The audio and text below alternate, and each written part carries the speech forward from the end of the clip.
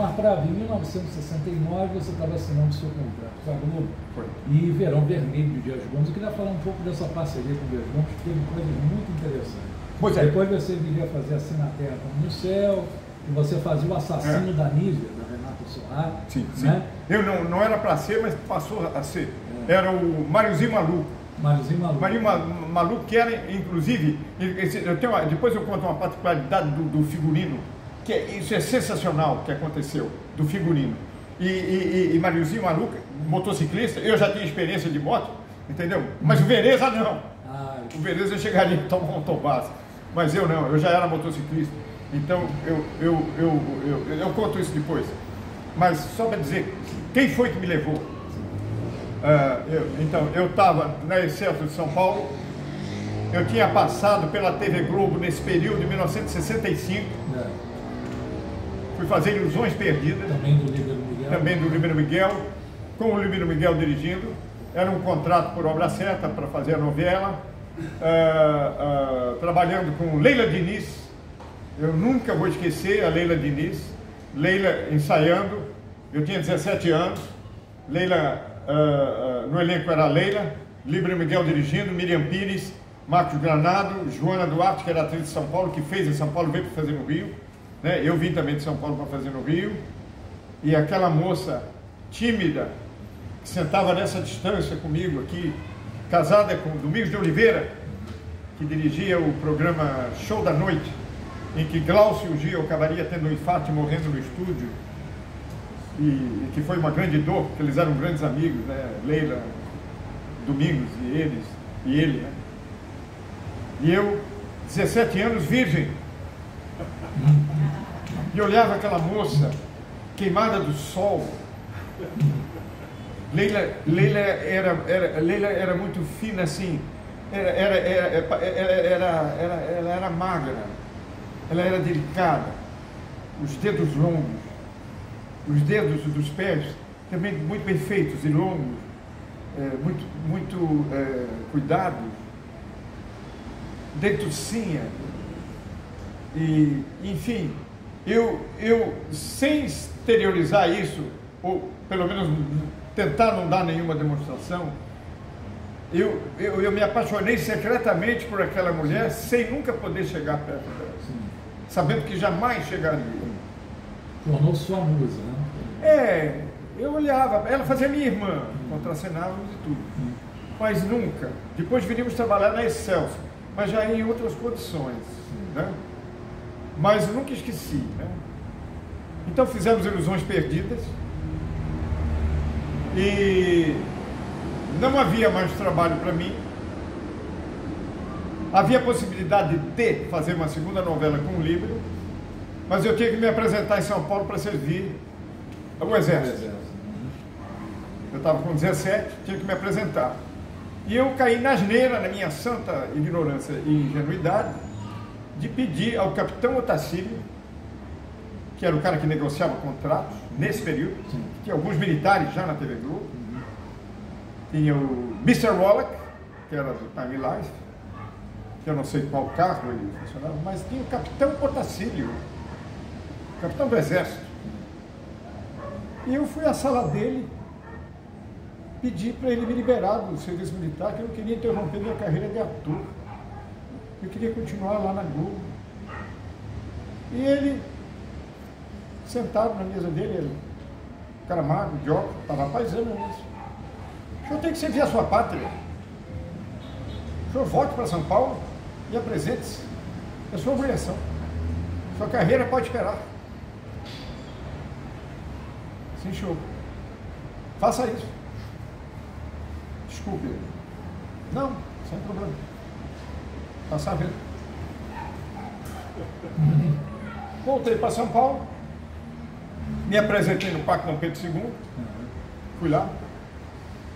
E aí, era ditadura militar, e olha que coisa interessante. Vários rapazes, estávamos todos juntos ali no pátio do quartel ali do Parque Dom Pedro. Chegou um cara, atenção! Quem é Mespar? Forma aqui. Quem é Mesipa? forma aqui, mês par, pode ir para casa, mês ímpar, incorpora. Eu era de 18 de agosto. Assim, eu fui para casa, não fiz o serviço militar e tenho certificado de reservista de 3ª categoria. Aí, fiquei em São Paulo, não tinha mercado para mim, eu fui dublar. Fiquei muito tempo dublando, vivendo de dublagem, porque meu pai não podia me dar mesada, ninguém podia dar mesada. Minha tia, com o salário dela, me ajudou muito, me ajudava muito. Mas meu pai não, então eu tinha que sobreviver, embora morando com eles. Tinha casa, tinha comida, tinha tudo. Mas fiquei muito tempo fazendo. Até que um dia um ator me convidou para dar um pulo lá na Excelsior. Falou, pô, você não quer voltar, rapaz? Você já está com a idade aí. Eu estava com 20 e poucos anos, 21, 22 anos. Ele falou, cara, vamos comigo lá para Excelsior, cara. Os caras te ver. Eu não vou lembrar o nome dele, enfim. Eu fui com ele, cara. Chegou lá em Vila Guilherme, na Excelsior, eu dou de cara com o Walter Avancini. E aí, compadre, que nós fomos colegas ali na TV Paulista, Canal 5, ele começou a dirigir ali, né? E ele sabia quem eu era, né? Não era do núcleo do Ribeiro Miguel, mas ele era diretor. Já conhecia o trabalho. E falou, ó, compadre, quer voltar? Olha, ele falou, porra, mas é o que eu mais quero. Então tá legal. Tem um papel para você aqui na novela Direito dos Filhos, parece que era Direito dos Filhos. Você passa lá, fala com o Valdemar de Moraes, acerta com ele a grana. E assim, cara, no mesmo dia passei lá. O Walter Avancini mandou aqui conversar contigo. Ele falou, tá, então, para esse papel, nós estamos contratando mesmo. Eu ganhava mais ou menos 150 dinheiros como dublador. Eu fui ganhar 700 dinheiros para fazer a novela. Muito bem, maravilha, tal, que coisa legal, né? Ivani, acho que era Ivani Ribeiro. Quer dizer, minto. Eu confundi. Eu cheguei para fazer essa novela no primeiro dia, não era ainda o Tiradentes, era o Direito dos Filhos. Direito dos Filhos. Cheguei no primeiro dia para gravar, o garoto disse, não é mais você. O assistente do estúdio. Como assim? Eles acharam você velho para o papel. Essa pausa mesmo, né? Mas, como você está contratado, eles disseram que se você quiser, tem um papel de secretário da Araci Cardoso, você pode fazer. Eu podia ter sido arrogante e ter dito não, isso é falta de respeito. Eu falei, eu faço o secretário da Araci Cardoso, eu faço. E fiz. Durante muito tempo não tinha nada que fazer na novela, eu ganhando salário, entrava mudo, saía calado. Do nada, de repente, como se eu nem sequer imaginasse, mandaram cena de 2 páginas para eu discutir com ela. Cena de discussão com a Araci Cardoso. Uma cena da mesma novela. E aí era tudo que eu queria. Eu estudei como ninguém, já era veterano, sentei o cacete, entrei e fui para cima. Fui para cima e foi tão contundente que eu namorava a Cristina nessa época, que era a filha do Vônia Camargo, que era um dos diretores de dublagem. E nós pretendíamos casar, mas eu não tinha futuro, porque era ator. E era difícil essa realidade, né? Quando ela viu comigo em casa essa cena no ar, ela teve uma crise de choro na minha frente.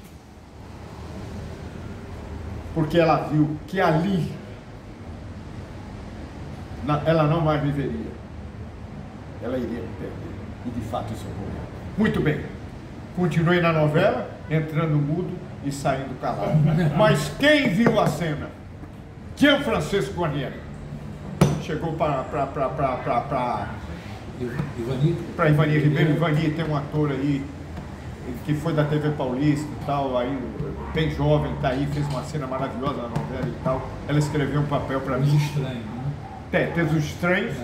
Que o Gianfrancesco trabalhava também. Foi nos Estranhos que ele falou para ela. Né? E aí ela escreveu 10 Vidas. escreveu um papel especialmente para mim, Soldado Armando, no 10 Vidas, Tiradentes. Que quando eu fui pedir para ela, gentilmente, que eu teria que sair, porque o Marlos Andreucci, que foi portador do livro Miguel e Ilusões Perdidas, em 65, tornou-se diretor, já com Boni e com Walter Clark. E que aí eles iriam fazer Verão Vermelho, e ele lembrou de mim, mandou me chamar para fazer esse personagem que eu faria, com a Maria Cláudia, e que foi sucesso. Foi sucesso que eu faria depois novelas seguidas, né? Eu faria Bandeira 2, que eu fazia o jogador de futebol. E um aspecto muito interessante dos Estranhos é que você contracenava o Gustavo Garcia, de Brasil Guarani, e Pelé. Pelé. E depois, na Bandeira 2, você vai ter como assessor Mané Garrincha. Mané Garrincha. Não, eu não cheguei a contracenar com Pelé nos Estranhos. Sim. O Estênio dava assessoria artística a ele. O Pelé vinha lá. Várias vezes eu cruzei com ele no estúdio. Não cheguei a conversar com ele, não tive coragem de chegar. Não. Fiquei na minha. Eu viria a conhecê-lo depois. Sim. Mas ele ficava lá, ele ficava deitado lá na cama do Senado, ele fazia um detetive, estudava, ensaiava, sabia o texto como ninguém. Mas o sonho dele era ser ator. Ele sempre teve assim. Mas ele não seria. Né? Por isso que eu acho que a vida é justa, né? É vida justa. Mas ele não precisava ser, né? Então ele vinha com uma Mercedes azul, com motorista, vinha da Vila Belmiro, o carro era estacionado na porta da entrada ali da Excelsior, o motorista ficava no carro enquanto ele gravava. Depois, e o Estênio que teve contato com ele para preparar. Pois muito bem, depois eu teria um outro encontro com o Pelé. Depois, então, eu fui embora para a Rede Globo de televisão para fazer Verão Vermelho do Dias Gomes, e faria então aí um contrato que eu fiquei, nesse período eu fiquei 10 anos contratado seguidamente pela TV Globo. Várias personagens, fiz Bandeira 2, eu fiz... O Cafona teve uma particularidade muito importante do Braulio Pedroso, que você fazia o Cacá, que era uma referência ao diretor Cacá Diegues. Vocês eram a Turma da Praia. Na verdade, a Turma da Praia de cineasta, quem comandava era o Vereza, que ele fazia o cineasta da novela. Eu era filho enteado da Tônia. O Naninho fazia e namorava a amiga da Tônia, que era a Maísa. Eu namorava a Maísa, gente. Meu mundo não caiu. Meu mundo não caiu. Mas só na ficção. Não havia possibilidade, porque nunca houve da parte dela e nem da minha parte, como houve secretamente, solitariamente, ali, quando eu estava a sol comigo, com a Leila, né? A Leila eu tive isso, e a própria Maria Cláudia também, que depois passaria, né? Não concorreu nada também entre nós. Né? Eu era meio D'Artagnan, sabe?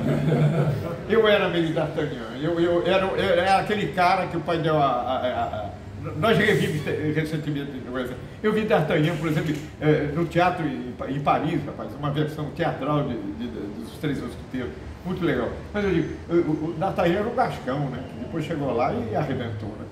Depois eu comecei a me firmar cada vez mais como ator, mas eu era um gascão, né? Era um paulista machista, mal educado, mas depois as mulheres me ensinaram, né? Eu fui aprendendo. Daqui a pouquinho vamos falar da tua primeira experiência como protagonista em Bicho do Mato, de 1972.